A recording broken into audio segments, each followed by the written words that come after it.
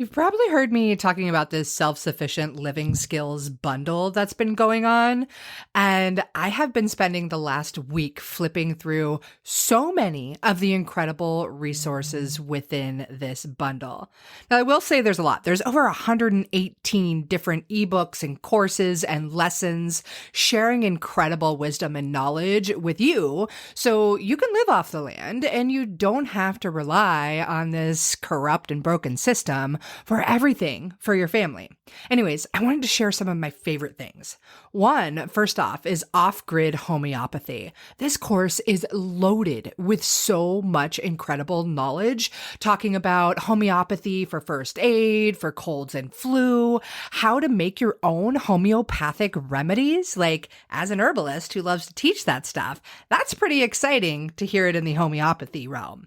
There's also some incredible fermentation guides, so many other amazing herbal recipes and food recipes, and how to make your own sourdough bread, how to do your own organic gardening and canning of all of your foods.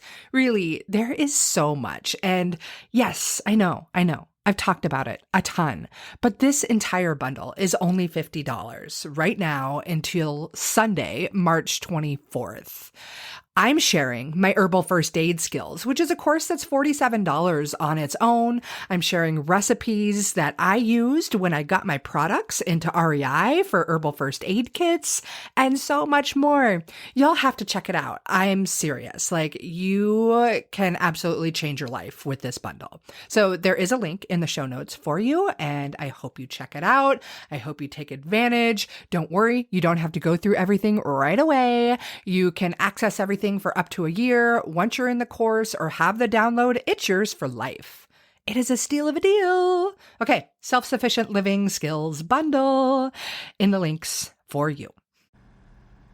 Hey, it is so great to have you back for another episode of The Herbalist Path, where we're on a mission to inspire a movement for there to be an herbalist in every home again. And I am thrilled to finally release this great interview I did pre-COVID. Needless to say, things have been pretty crazy since the whole pandemic breakout, and I've had a hard time getting some podcasts out. But this one is fantastic. In this interview, I'm chatting with Madelyn Mickelberry Morris of the wonderful Mickelberry Gardens. And if you do not know of Mickelberry Gardens yet, check them out. They are an amazing herbal products company. So they do honeys and tonics and various sprays and salves, and they put a whole lot of love into the herbal remedies and products, herbal products that they create. In this interview, Madelyn and I definitely get down on some of the challenges, struggles, and trials and tribulations of being in the herbal products industry, beginning as like small time out of your home kitchen businesses, and just talk about what a wild ride that can be. So yes, this was recorded way back on February 26th, but that should not deter you from listening, because Madelyn is just absolutely wonderful to listen to. And I can't wait till I get to have another conversation with her. But in the meantime, I'll tune into this episode too. And I hope you enjoy. Take care of yourselves.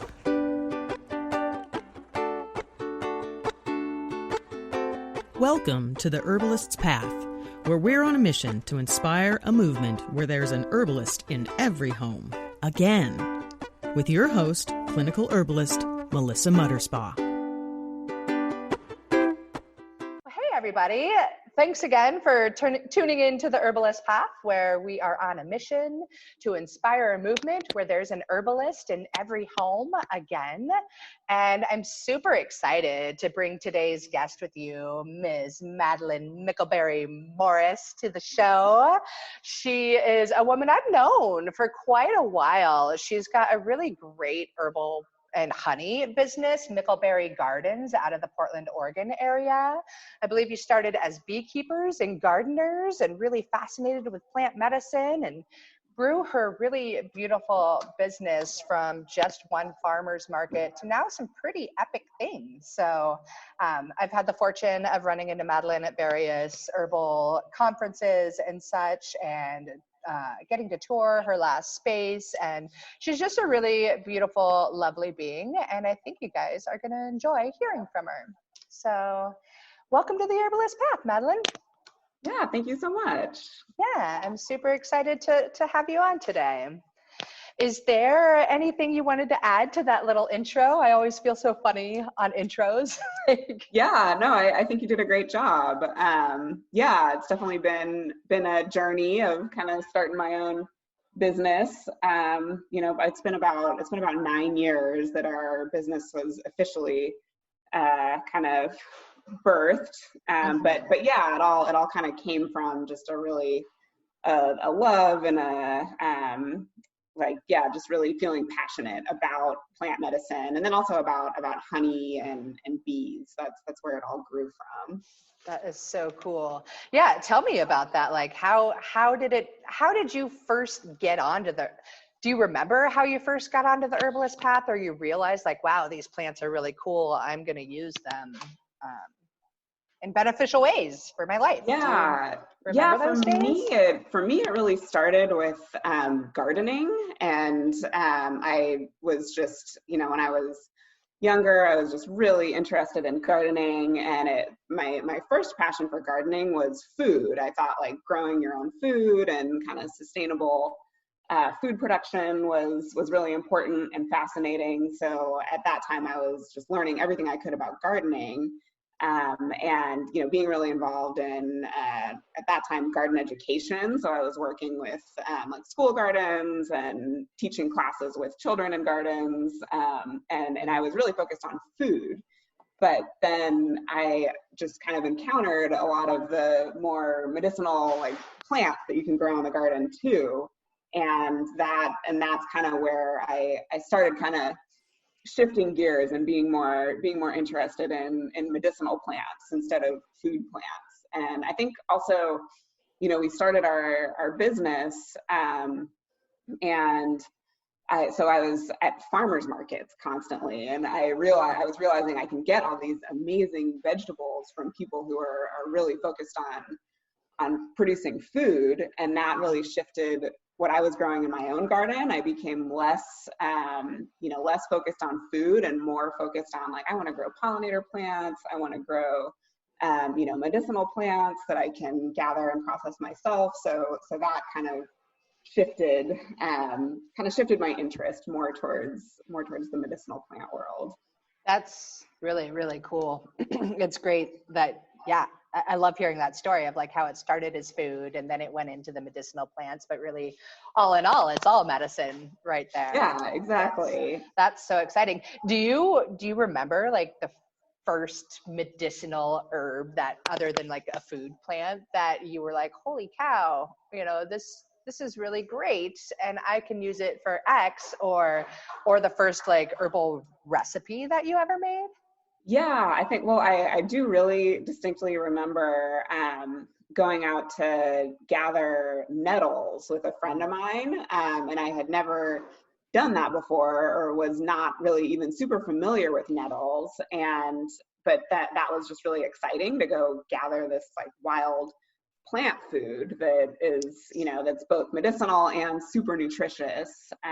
So that was kind of shaped my interest in medicinal plants. And one of the first things we made with nettles was a nettle pesto. Mm-hmm. And then also I dried a bunch of nettles, and then I started using nettles in tea and making like combinations of nettles and dried mint that I was gathering from the garden. Yeah. And I think that was kind of where it was like a light bulb, where I was just like, wow, this is, kind of the little, like less, I mean, nettles are super nourishing and good for you and food, right, but they're also kind of providing this medicinal support that was really cool to me. Yeah, I too love nettles, and I love going out to harvest them. And I love teaching people about nettles when I'm just like out on a hike and I'm like, oh, look, there's nettles. And like I grab a leaf and I eat it. And they're like, what are you doing? Like, Yeah, those totally. will sting you. Should What do you want to say to people about nettles and that sting? Or do you have anything you want to share in that department and how to harvest it? Yeah. I mean, so, well, yeah, definitely if you're planning to harvest them, wearing gloves and long pants is really crucial. But but yeah, I mean, I think part of their medicine is that they sting, like they're really good at protecting themselves. And so, you have to treat them with a certain amount of respect. And what I think is super cool about nettles is just the way that they kind of grow on the edges of like kind of human civilization and kind of more like wildness, I guess. Like they seem to pop up in edges. They really like where, like human footsteps are light, but they're there. So they're kind of just there, like waiting for you a little bit, Yeah. which I think is super cool. Yeah. And yeah, and I also, with nettles, I try to be really careful to harvest, like initially I would harvest the whole like top of the young plants, but I've kind of moved away from that, and I'll just harvest the side leaves, because I've learned that, especially in the Pacific Northwest, there's a few like native butterflies that nest in the little the top parts of the nettle plant. They Ooh. like lay their eggs in that top part, and so after learning that, and it takes a little longer and you don't get as large of a harvest, but if you just take the side leaves off of some of the plants, you can leave that top part so that the butterflies still have that habitat. Oh, that's beautiful. I didn't even know that. That's really great. Do you happen to know which butterflies they are? Just out of curiosity? I can't remember exactly what butterflies. I learned about this from, I live right near Powell Butte Nature Park in Portland, and nettles are super abundant on Powell Butte.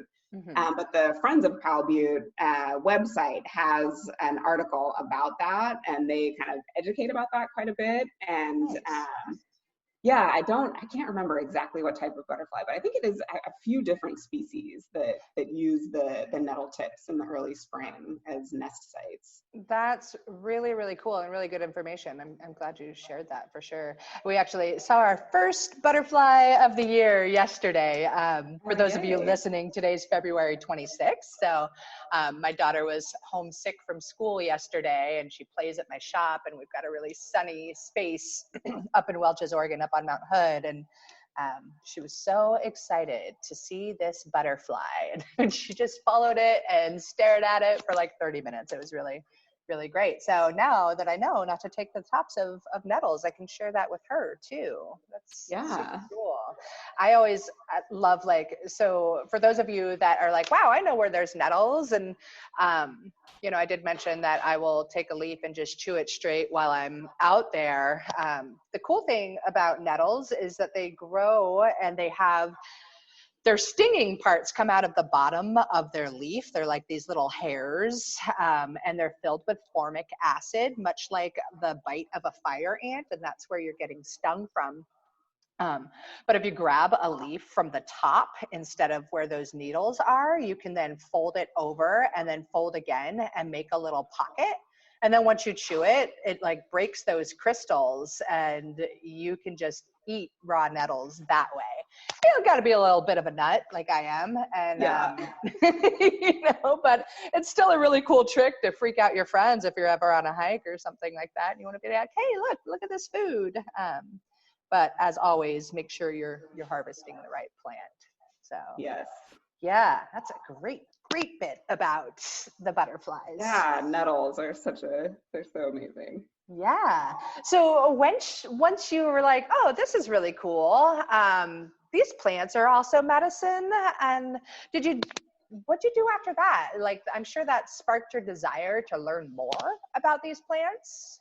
How did you go about learning more? Did you find teachers? Was it books? Did you go to classes? What did you do? Yeah, it was a lot of all those things. I think, and it continued on like in the garden, like at that time when I was first getting really interested in medicinal plants, I was working at this educational garden in Southeast Portland, and there's this really amazing teacher there. Her name is Judy Bluehorse, and she still teaches around the Portland area, and she's a really incredible herbalist. And so she was teaching they had a partnership with this middle school that was right across the street from the gardens. So she would lead these classes with the kids, and just her approach to plants was so fascinating to me and cool. So she would lead the kids, she would teach the kids these songs to sing to the plants and to sing to the land and kind of have this connection to land, which I thought was really, it just really like made a lot of sense to me and was totally new and different. And she also kind of taught from this perspective that she's like, I don't really think that you necessarily need to consume plants to always get their medicine. Like sometimes even just being with the plants, you can gather a lot. So it was this very kind of like gentle perspective and kind of indigenous perspective that was really kind of formative for me. And then I also met at that same garden an amazing teacher, Cascade Anderson Geller, who is kind of like, I kind of consider her like, probably a lot of people consider her like an herbal godmother. Like she just really had such deep knowledge, and really like her love for plants. And she always, she's always teaching recipes. Like anytime you spent time with her, you would learn a new recipe. And her just depth of knowledge was so interesting. Like she knew so much about where the plant came from, the people who harvest it, the whole like culture around the plant. Like there's so much you can learn even beyond just like this plant, is helpful for this condition. Like there's this whole world of information that a plant has, and how embedded it is in culture, that I just really, she just really inspired me and was super important, I think, for sending me on my herbalist path. That is awesome. Actually, one, the Judy Bluehorse and the importance of sitting with the plants and how much value you can get from that, instead of just looking at the plants as like, give me this, give me that, which we have a society of for sure. But just sitting and getting to know the plants is really such an important piece. And singing with them and offerings for them, I think, is also really, really important. And I love that you brought up Cascade. She's actually a huge piece as to why I'm doing this podcast. Yeah. And I'm going to do a whole episode on this where I'm just talking about this story.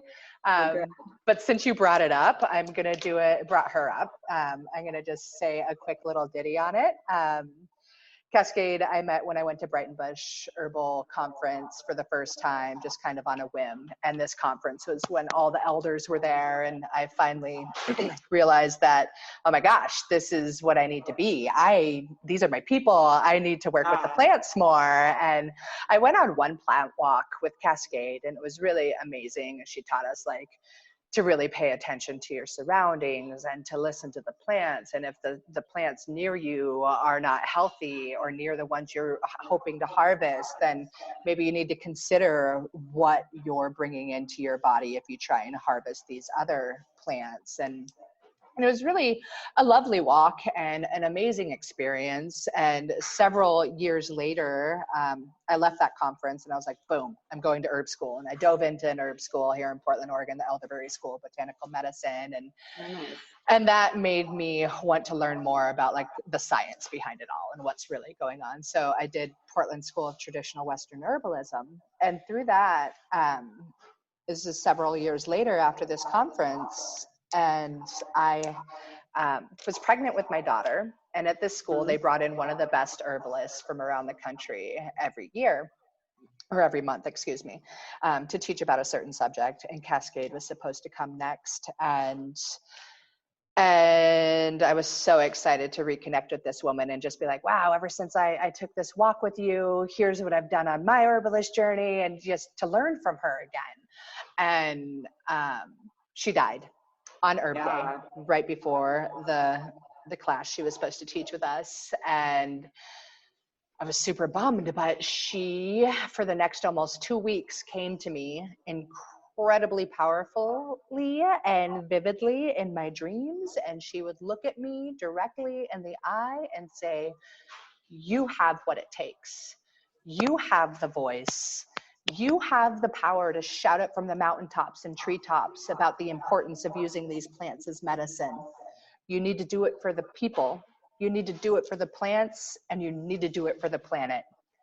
Go shout it from the treetops and mountaintops. And she was so clear and so direct and so powerful. And I was just like, wow, I'm pregnant and having super vivid dreams, and wake up and tell my partner, like, oh my gosh, this woman is like really coming to me in my dreams. And before then, I was definitely of the club of like, whatever, hippie freak, people don't come to you in your dreams, but she absolutely did. And so when I've gone through the hard times of navigating what it's like to grow an herbal products business, I walk to the woods and I remember that message. And I told you earlier in our conversation, I'm coming out of a couple of years of really hard learned lessons and running the wrong direction for a while. And that whole time I was not connected with that message. And I know she's right, that I do have that power and that voice. And so that is the birth of the Herbalist Path for me and this podcast. That's so cool. Thank you so much for sharing that. She just really, I think, same for me. She's a kind of a guiding force for sure. And just, she died so suddenly and it was such a loss, but she did so much to inspire people, I think. She really did. I love hearing the stories from other people, and everybody's got such a powerful story of hers. So it's just beautiful. Beautiful. So we talked a little bit about like what made those teachers really influential for you in your earlier days. Were there any other key things that you find to be really awesome in an herb teacher to help keep you inspired and driven to learn more in this world? Definitely people that are passionate and just have that, like, and that, that's the cool thing about being an herbalist, is I think you never stop learning. Like, there's never a point where you learned it all. Like, it's just this endless well of like, just that you can keep going deeper and deeper into. So I think it's really cool to find teachers that know that and have gone really deep and are still going deeper and still learning more. And there's so many different directions you can go. Like, I think something that's really cool about the path of herbs is, you don't necessarily, like for me, I'm definitely not like a clinical herbalist. Like, I'm not like seeing patients, and that's definitely one direction you can go with it. That's incredibly important.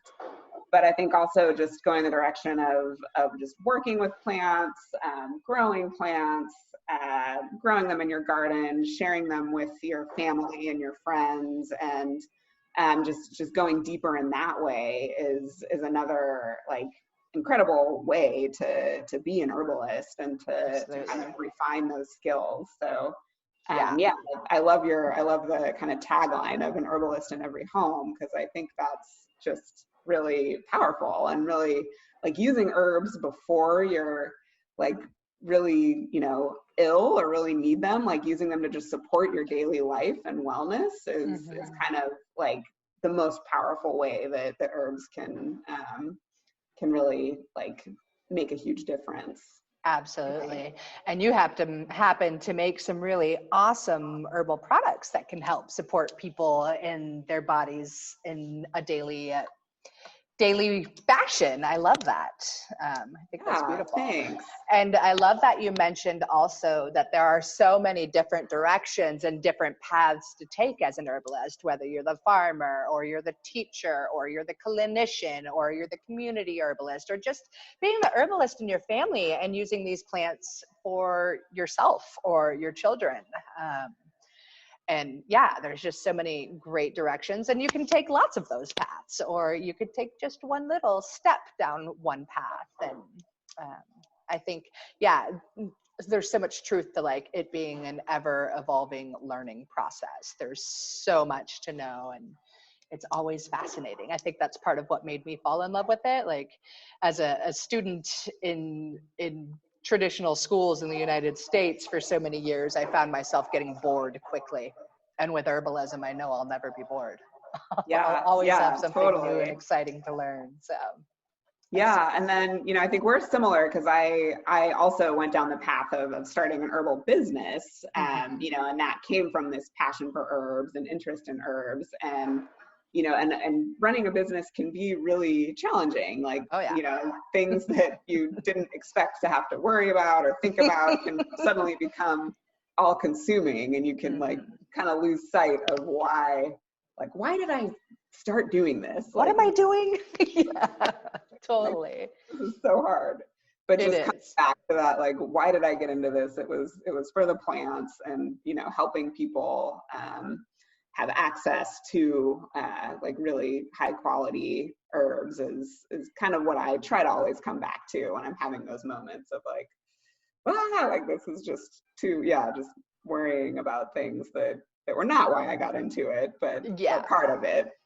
They're definitely part of it, and it's a really hard thing, as you know, to get through and get over it. But then I think it's just crucial to really always return back to that why you're doing it, and it's really painful when you go away from that why for too long. Trust me, I'm there, and actually I was there. I'm coming out of it, and it feels really great. And for me, my whole mission behind Mountain Mel's is, and that's the one thing that's remained consistent through my painful times, is that I want to inspire a movement, or I want to inspire people to take better care of the planet by taking better care of themselves naturally. And for me, that's through plant medicine. So now everything that I do must go back to that mission. And if it's not driving back to that mission, then I have to say no to whatever shiny thing it is being flashed my way. So yeah, that's an important piece.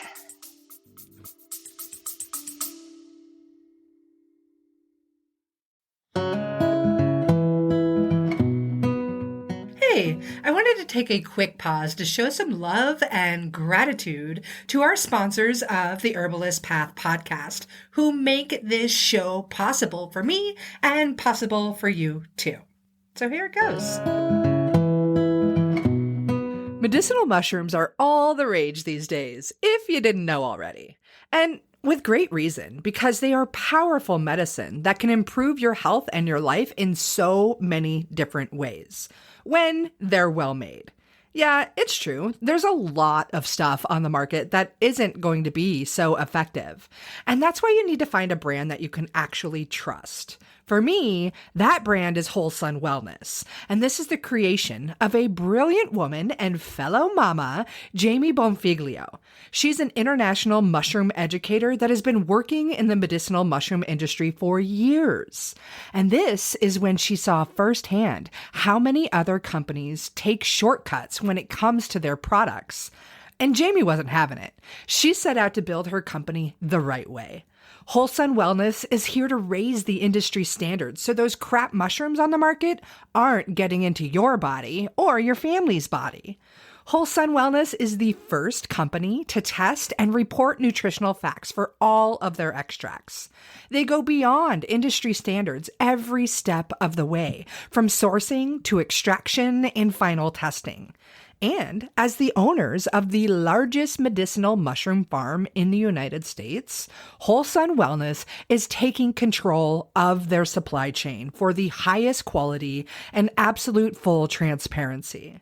They're even the first company to include pure mycelium extract in every single product. So when you're thinking of getting medicinal mushrooms for you and your family, Whole Sun Wellness is exactly the ones you want.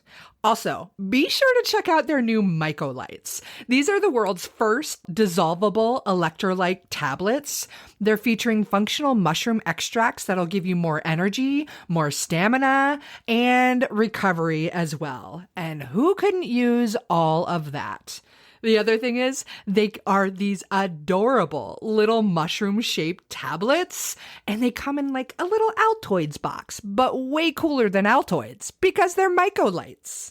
Anyways, head to wholesunwellness.com to grab yourself some Mycolites and all of the other functional medicinal mushrooms that you and your family need. And of course, you can grab that link right here in the show notes now.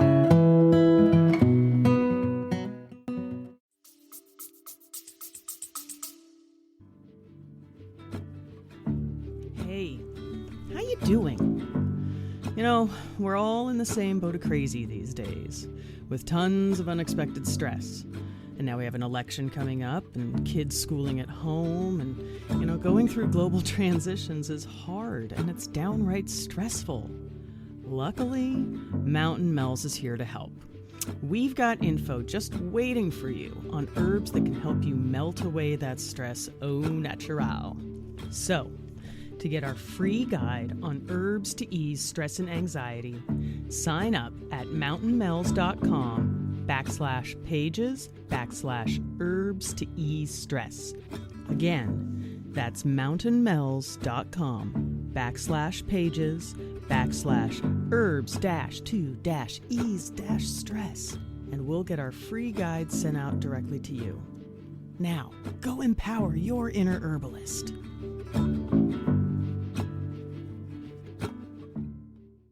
So if there were one herb, I know this is a challenging one, but if there were one herb that you wished everybody knew about, what herb would that be? Yeah, I think I would have to say calendula is probably like one of my favorite herbs, and one of the herbs that I think everybody should know about for a lot of reasons.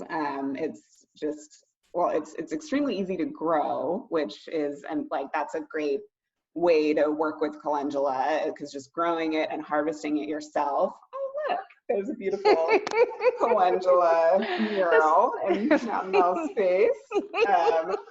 Yeah, she's just so beautiful and so gentle and healing.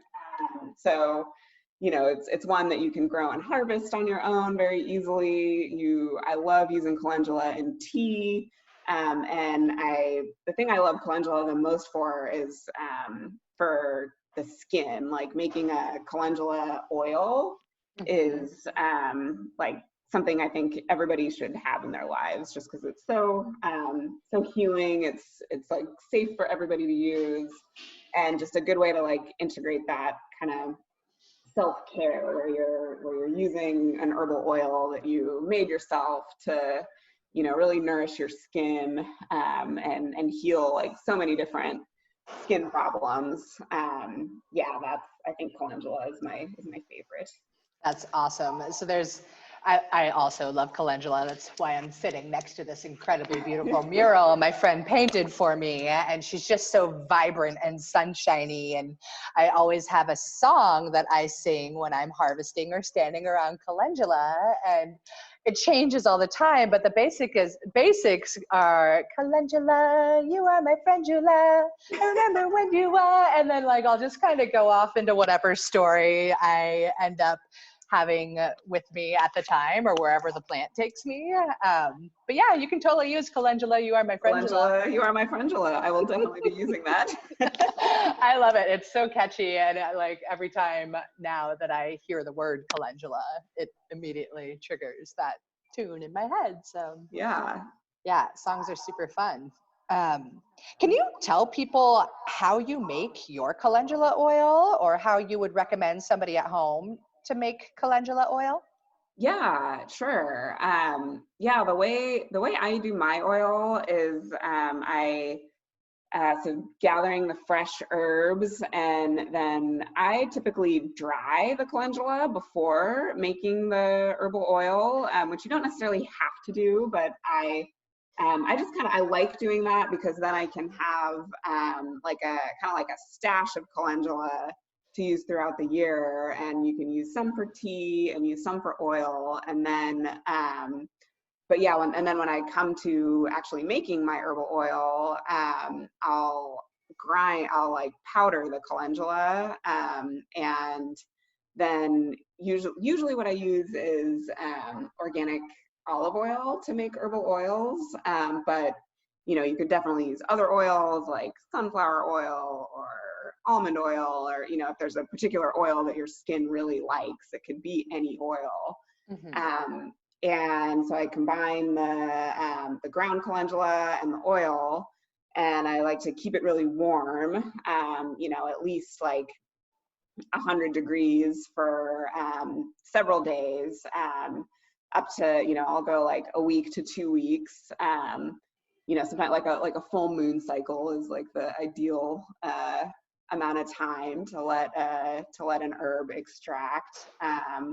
And yeah, then you just like kind of filter out the plant material, and you have this like beautiful orange oil that you can just use straight on your skin, or then you can use that oil in whatever skincare preparation you might want to make, like a salve or a lip balm or a cream, or yeah, there's a lot of directions you can go. Yeah, I love calendula and its oil, if I didn't express that enough already. But what makes calendula so great for the skin? Do you know?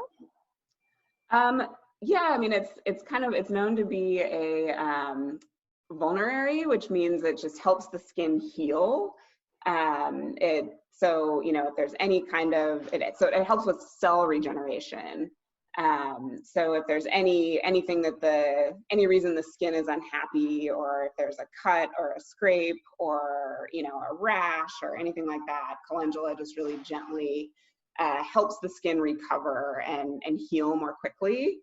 That's a big part of it. It also has a lot of like moisture and like oils in it, so it's kind of cooling, and it's got these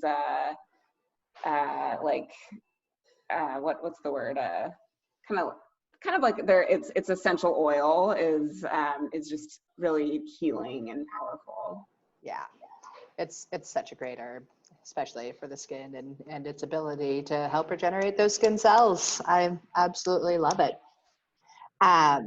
So we talked a little bit about calendula oil. We briefly touched on nettle pesto and your mint and nettle tea that you like to make. Is there any other awesome herbal recipe that you would recommend for somebody to try if they're just beginning to get into herbalism?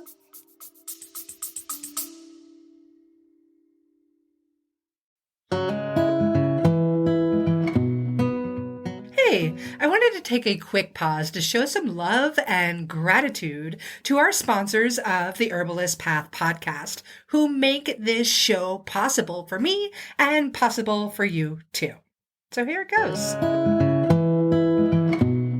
I love this time of year. It's spring, the sun is shining, and all of our beautiful plant friends are popping up. It's amazing.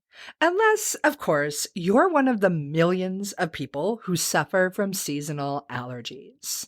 You know, the itchy, watery eyes, the sneezing and wheezing that's straight miserable. Thankfully, there are some amazing herbs that can help you with all of that. Just like the herbs inside of Kick-Ass Allergy from Wish Garden Herbs, one of my absolute favorite herbal companies out there. Kick-Ass Allergy, yes, I said ask without the K at the end. Anyways, this formula has yerba santa, nettles, echinacea for that immune support, and orange peels, all which come together to help dry up those excessive mucosal secretions. Yep, I'm talking about the sniffles and the stuffy nose, the watery eyes, and all that jazz. This blend also acts as a great expectorant and can help ease the swelling and inflammation in those mucosal tissues. It is a top go-to for seasonal allergies. And get this, they combine all those beautiful herbs with glycerin, so it actually tastes pretty darn good. Or should I say, it tastes kick-ass, without the K at the end. Anyways, if allergy season is miserable for you and you want a natural remedy that actually works for those itchy eyes and being all sneezy and wheezy, you have got to check out Wish Garden Herbs Kick-Ass Allergy. And for those of you with the little kiddos, no sweat, they've got a Kick It allergy too. And you pregnant mamas? You don't have to suffer either. They've got a kick-ass allergy formula just for you. So head over to wishgardenherbs.com or check out the link in the show notes and go grab yourself some kick-ass allergy so you can enjoy spring again.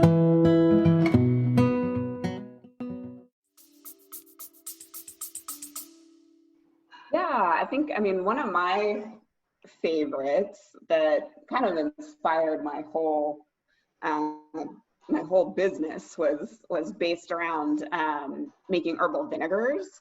So extracting herbs into apple cider vinegar is a really awesome thing to play around with and experiment with, because it's, again, you can go so many different directions. So making herbal vinegars are, again, kind of like walking that line of food and medicine. So you can use them in a culinary way to make, to make like salad dressings, or to use as flavoring in your food. Or you can infuse herbs into vinegar to even use on your hair as a hair rinse, or for your skin. Like I've done that with things like, like rosemary and rose petals, and you can make really nice hair rinses with herbal vinegars.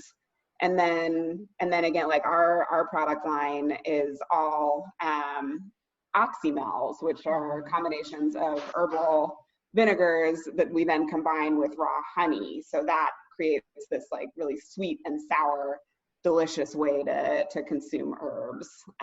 So yeah, that's kind of my favorite preparation.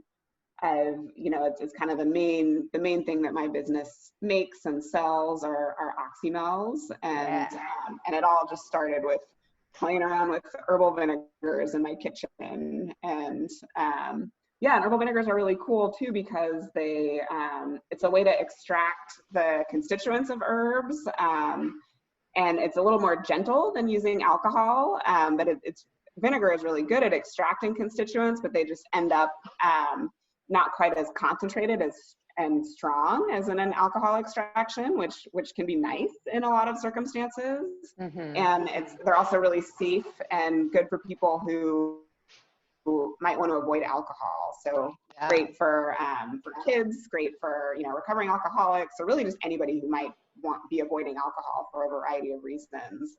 It's a great way to do an herbal extract without that. Yeah, and adding in that honey piece is really crucial for the kids, because getting your kids to sip down just herbal vinegars, you are a superhero. Yes. To do that. Yes, the honey goes a long way to make it delicious. It really does. Magical substance for herbs. And I think, and also for beginning herbalists, like experimenting, like really like making your products taste good is really going to help compliance and help people be willing to try it, because there's a lot of amazing healing herbs, and some of them can be quite bitter or be quite intense in flavor. So finding a way to work with those other herbs too that are also have are delicious, and that really helps people. And I'm sure that with formulating teas, like making them taste good is a really important thing about getting the medicine into people. That's totally one of my main missions, is to make herbal medicine that tastes great. And like, I'm really grateful that I've spent so many years as a bartender and then got to study herbalism. And I now have a great way of dancing the medicinal properties of plants with their flavor profiles. And I think that's really important so that we can keep the movement of people wanting to try more herbal remedies. I think back in the 60s and 70s when people were starting to reawaken and use herbs again, thankful to that whole generation of herbalists, of course, but oftentimes those things were gross and people had to learn how to choke down a certain remedy. So yeah, it's really important to keep it yummy. Yes. So you talked about these vinegars, which I so agree is a great way to start playing with herbs. How does somebody infuse a vinegar? Do they do it with fresh plants? Do they do it with dry plants? What do they do? Yeah, you can definitely do it with fresh plants. That works great. Dried plants also work really well. Usually with fresh plants, you would use a lot more of the fresh plant. But then with a dried plant, you use less because once you dry the plant, kind of all the moisture leaves, but the constituents kind of get a little more concentrated since all that moisture is gone. So you tend to use a little bit less of dried plant. And very similar to the herbal oil that I described.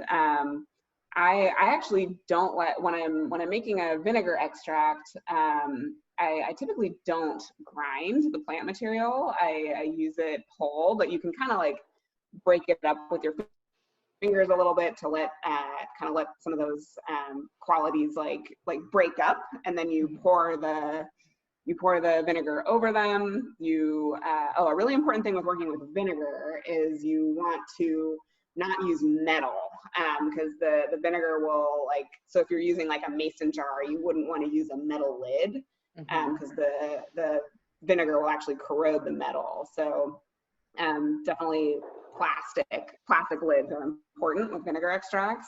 But yeah, you combine your herbs, your vinegar, you put it aside for 2 weeks is a great length of time to do it. You can agitate it consistently, every day if you remember to go and shake it that frequently, or just as often as you remember. And then when it's ready, and you can taste things periodically too, and kind of see how they're changing. And then when it's time, you strain out your herbs, and you have this beautiful infused vinegar to experiment with. That's awesome. Thank you for that really awesome detailed description of how to do it. I hope all of you out there are going to plan your first herbal vinegar right now when you're listening to this episode. Yeah.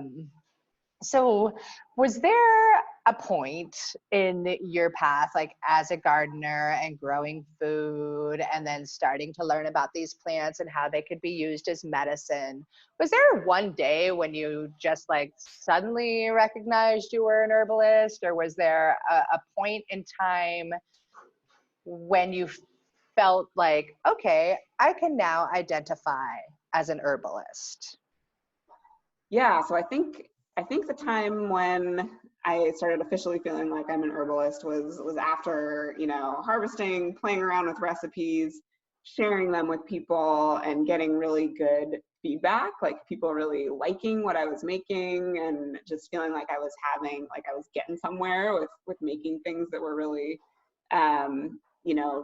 people were into them and they were being helpful. And so that kind of, and then I think also working with Cascade helped me kind of feel like herbalist is not necessarily this term that is only applied if you've been doing it for many years, or done years and years of study, because I was really kind of not that deep into it, maybe a few years into it, starting to feel like this is what I am, this is my path. And then when I made that jump of sharing what I was making and thinking this stuff is really good, I should actually maybe we should start a business. My husband and I kind of and it was very on a little bit on a whim almost. I had graduated from I got a master's degree, and that was right around when like, the economy was kind of tanking and I was having a lot of trouble finding a job, and I wanted to be in the education field and working in school gardens, but it was kind of becoming clear that there wasn't a whole lot of work opportunities for me at that time. And this is also the time when I was dabbling with plant medicine, and I was really kind of considering myself like a kitchen herbalist. I'm like, I'm a kitchen herbalist. I just make, I make things that are tasty. I do it all in my kitchen. Like, this is awesome. And so then we were like, well, we've always talked about starting a business. Like, maybe this is the time. We should go for it. And so we did. And it all kind of in the past 9 years has just evolved. And there's been times that it's been hard, but there's always, it just keeps moving forward, and doors kind of keep opening. That it just sort of makes it feel like, okay, we're onto something here. We're on the right path. But yeah, it was something that it kind of wasn't necessarily the plan, but it came from that like garden kitchen herbalist kind of title, I guess. I love hearing your story. It's awesome. And I can relate so much, as you were saying, like, we're both herbal products business owners. And I often say, like, I'm an accidental business owner, because I just started it by playing with these herbs and, just sharing them with people in my community, and people being like, well, why aren't you selling this? And I'm like, well, I don't know. Like, they're plants. I need to give them to everybody. Oh, wait, no, you actually need, you can make a livelihood from this, and you probably should, because it's a gift that the world needs to have shared. So, it's fun to hear your journey, because I've watched you for a long time and known you for a long time, and like what you guys are doing now and where you're at is super inspiring for me too. It's awesome. And to know that it's no easy path when you're trying to run this kind of business. Like, it's hard, and there's a lot of details that you have to abide, a lot of rules you have to abide to and figure out and navigate. And it's not always just about playing with the plants and talking with people, which is really what I want to do. I just want to play with more plants, formulate more great things, and talk with people. But I have to do these other things to really get to that point and to that level. Do you think you would ever do anything differently if you were to start your whole herbal path over, or do you think it just took you in the right direction as it needed to? I kind of feel like the path has been the right path. Like, I don't know what I would go back and change. Like, I think it has kind of unfolded really, sent me in the right direction, even though it wasn't necessarily what I even predicted. I think I don't know that I would go back and change anything.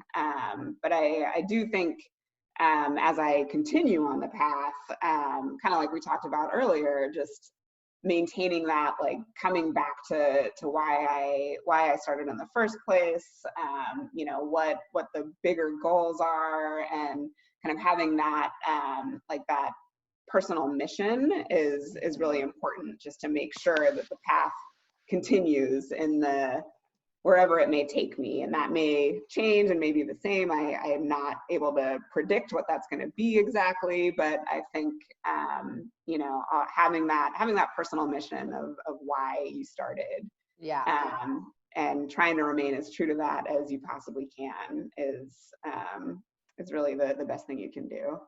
I wholeheartedly agree with that statement in such unbelievable ways. Like I said earlier in there, it's really painful when you try and do this kind of thing and you diverge from your mission and your why behind it. Like, why would you do that in the first place? Yeah, maybe the why evolves a bit, but as long as you remain true to the heart and those kinds of things, then the good things do happen.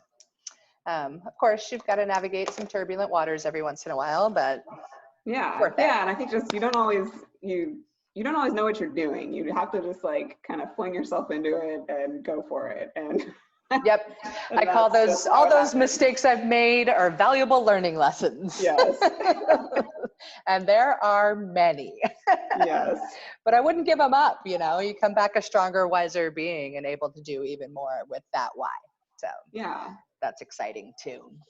I would imagine if you're like me or any other herbalist I know, you're quite the book junkie, herbal book junkie. Yes. If there were one book that you could recommend to an herbalist that's just beginning down their path, what book would you recommend? Yeah, there's actually a newer book that I think is a really awesome book called The Alchemy of Herbs. Do you have that book? I sure do. Yeah, it's Rosalie de la Forêt. Hopefully I said her name correctly, but she's a really great writer. And the way she set up the book is it's very like recipe based. And so there's a lot of really amazing recipes, super inspiring things to try. I still have a list of things I want to try from her book. I've tried a lot of things. There's even more I want to do. And the way she has it arranged is really cool, where it's kind of based on, she goes into a different herb and talks a lot about the properties of that herb, and then like how you can use it and how you can kind of harness those different powers. And yeah, just looking at herbs that are like spicy herbs and cooling herbs and astringent herbs, and the way she categorizes them are really is really cool, and I think a really great approach to learning about herbs. Yeah, absolutely. I think it's a great book, and it's a really fun book, and inspires people to get creative and just actually get their hands on these herbs and really try these great recipes. And she's really a brilliant herbalist and fantastic teacher too. So yeah, I think that's a great recommendation for a first book for an herbalist. Absolutely. Yeah, The Alchemy of Herbs. It's a good one. Yeah.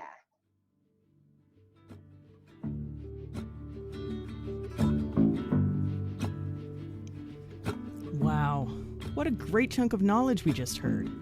I love learning new things, especially better ways to take care of myself and my family. But if you're like me, I love the knowledge, but I'm often too busy to put it into practice, making my own salves and teas and such. Thank goodness, the lovely folks over at Mountain Mills are already doing it for me. Their herbal teas support my mind, body, and soul, and they taste great too. And their line of outdoor essential products supports my family's outdoor fun and quickens our recovery afterwards when we overdo it. So hop on over to mountainmells.com and use the code THP15 at checkout to receive a 15% discount, especially for listeners of the Herbalist's Path. That's THP15 for 15% off your order of delicious goodness today.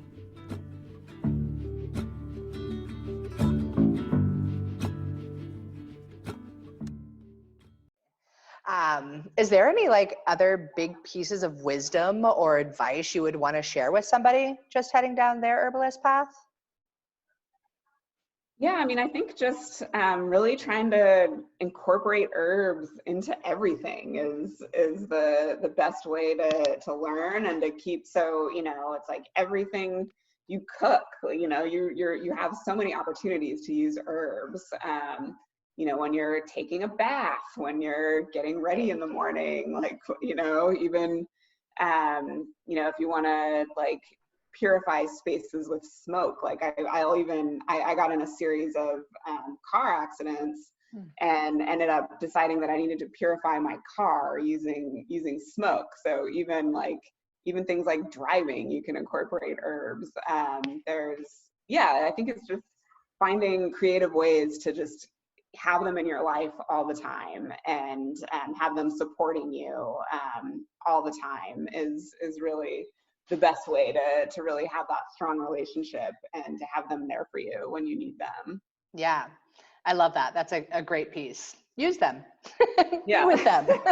Play with them and get creative, because it can be so much fun to once you start getting in there and just playing with different recipes or ways to use them, like smoke in your car.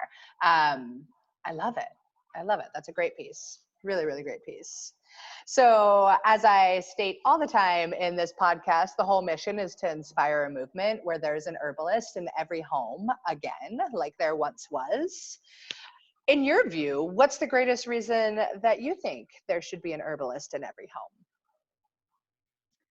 Yeah, well, I think the herbs just offer so much to us, and they just that connection to nature and to the plant world is just something that is so important, and something that we all kind of need to get back to. And the more you build that connection, the more kind of connected you are to everything around you, to the environment, to all these systems that are supporting us. So I think it just will help us be better citizens of the planet, and better, just better recognizing how everything is working together, and how we're kind of key players in shaping the direction that the planet needs to go. If we want to keep sharing it with everybody else, we need to be better citizens and better neighbors. And so working with plants in that way, like they're our friends, and they're our they can be our allies, and you just kind of have to open your eyes to that, and really figure out how to have that strong relationship. I think that's where we need to go, and the world will be a better place if more people are on that path. Hell yes. I love that statement so much. Like that, yeah, as I had said earlier, like part of my mission is to save the planet, basically, with plant medicine. And being able to get this movement with an herbalist in every home is a really, really, really great way to do that. Because it was like that. And the world has gone downhill since the pharmaceutical industry has taken over. And not to say that pharmaceuticals don't have their place, but they're definitely overused and abused, particularly in our society here in the US. And, they're not always good for people, and they're definitely not good for the planet. And we see on a regular basis the things going on with our planet. And yeah, it's another great step that we can take to make sure that we're making a difference within our own individual lives.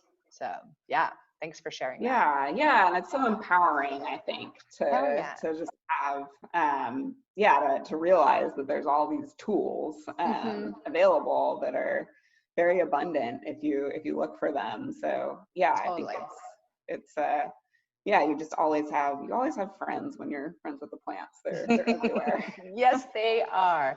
Yeah, that's a great piece too, to the empowerment thing. Like I think about, I have a 6-year-old daughter, and she goes to school, and like everybody in the school gets sick at the same time. And I watch all of these parents just freak out, and they're going to the doctors, and they're getting all these medicines, and that's cool. You got to do what you got to do. But I sit back and I'm like, that's cool.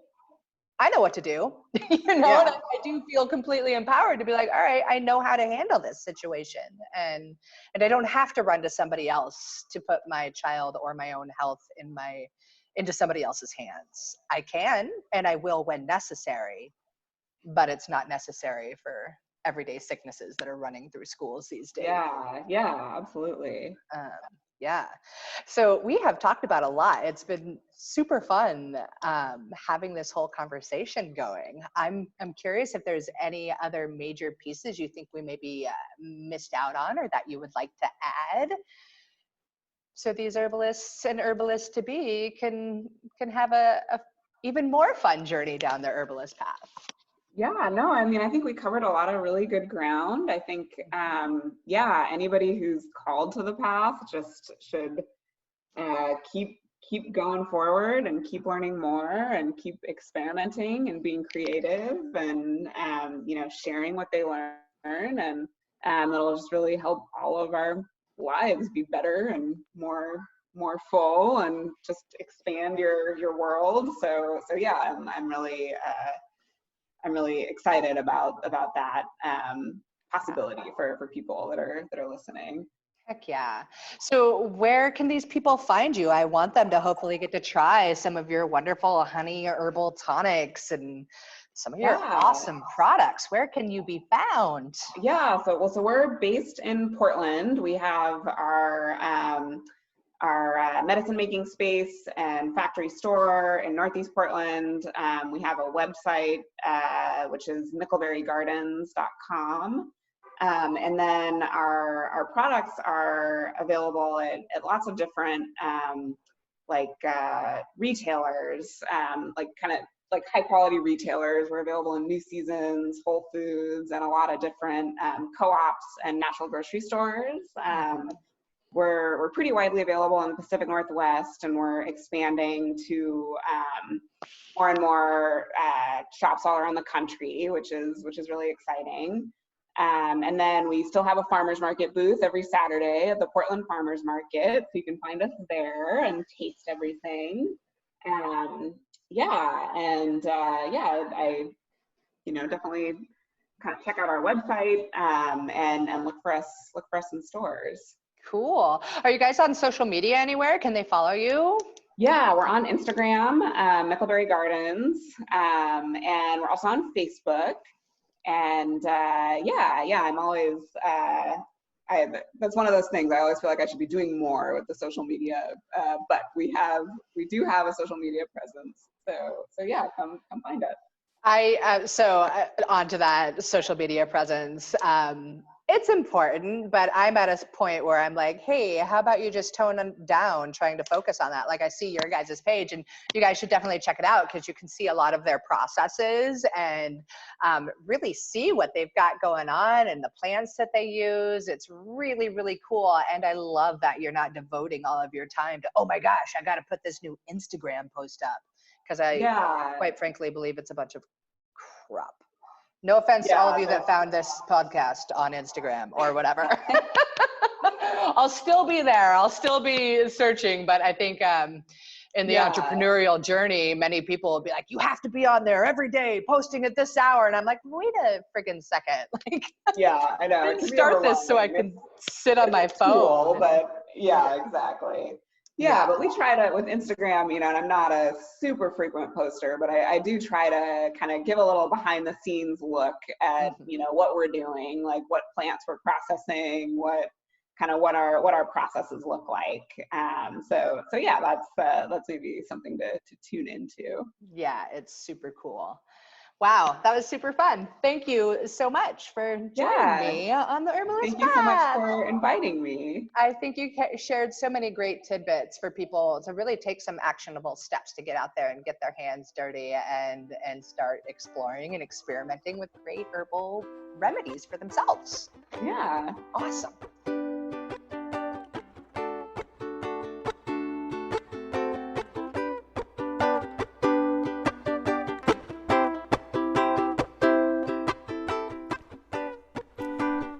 This has been The Herbalist's Path. Thanks for joining us. Have we piqued your herb curiosity? Are you thirsty for more?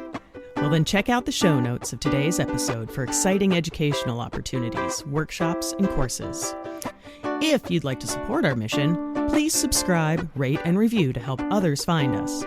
Together, we can make herbalism #spread like wildflowers. Wishing you all a lovely day. Bye for now.